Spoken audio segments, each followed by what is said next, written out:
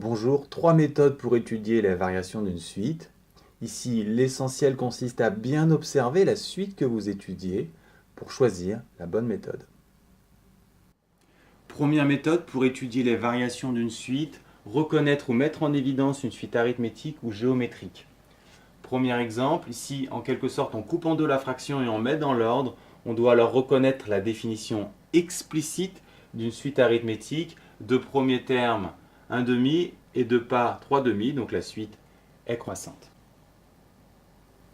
Deuxième exemple, ici il faut reconnaître la définition explicite d'une suite géométrique. De premier terme positif et de raisons comprises entre 0 et 1, donc la suite est décroissante. Troisième exemple, ici la nature est moins évidente.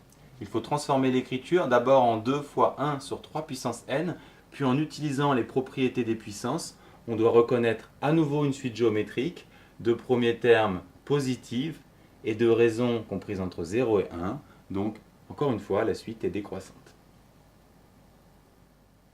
Autre exemple, un peu plus délicat, Rn égale 7 puissance n sur 6 puissance n plus 1.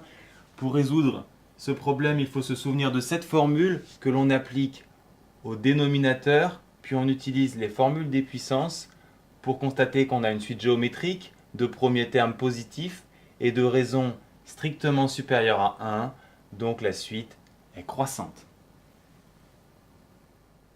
Dernier exemple, ici il faut reconnaître une suite géométrique de premier terme négatif et de raison plus petite que 1, mais attention, puisque le premier terme est négatif, la suite sera croissante.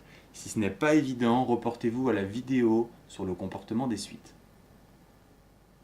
Deuxième méthode, si la suite est définie de façon explicite, alors la suite et la fonction associée ont les mêmes variations et donc vous pouvez utiliser la dérivation. Prenons un exemple, ici la fonction associée est la suivante, vous la dérivez, aucune difficulté, puis vous étudiez le signe de la dérivée et vous constatez que la dérivée est positive quand x est inférieur à 5 demi. D'où le tableau de variation suivant.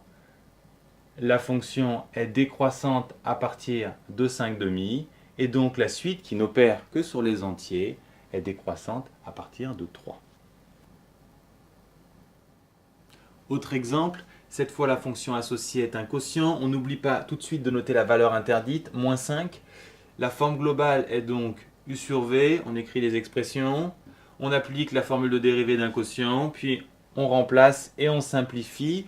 On constate que la dérivée est toujours positive. On n'oublie pas la valeur interdite dans le tableau de variation. La fonction est croissante sur les positifs et donc la suite est également croissante sur tous les entiers positifs, donc croissante. Troisième méthode, étudier le signe de un plus 1. S'il est positif, un plus 1 supérieur à un, et donc la suite est croissante, et inversement. C'est la première méthode que vous avez apprise, et certains l'utilisent systématiquement. Regardons sur un exemple précédent. Un plus 1 moins un va donner ce calcul, qui n'est pas inextricable, mais très lourd pour obtenir le même résultat que précédemment.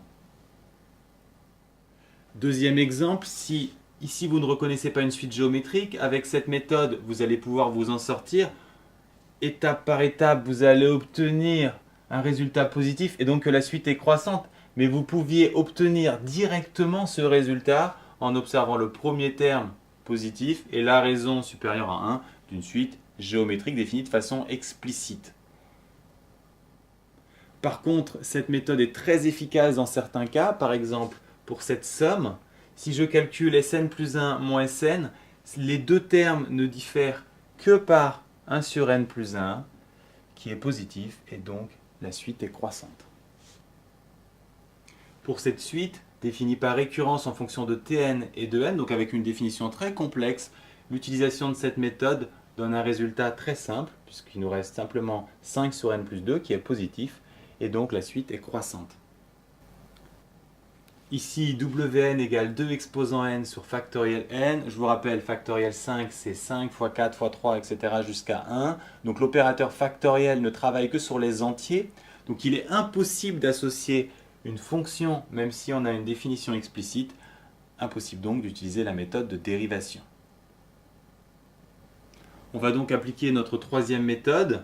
Wn plus 1 moins Wn donne cette différence que l'on va chercher à factoriser. Ici, pensez bien à appliquer les deux formules suivantes. La première, vous la connaissez. La seconde, à retenir absolument, n plus 1 factoriel, c'est n plus 1 fois factoriel n. On applique ici cette formule.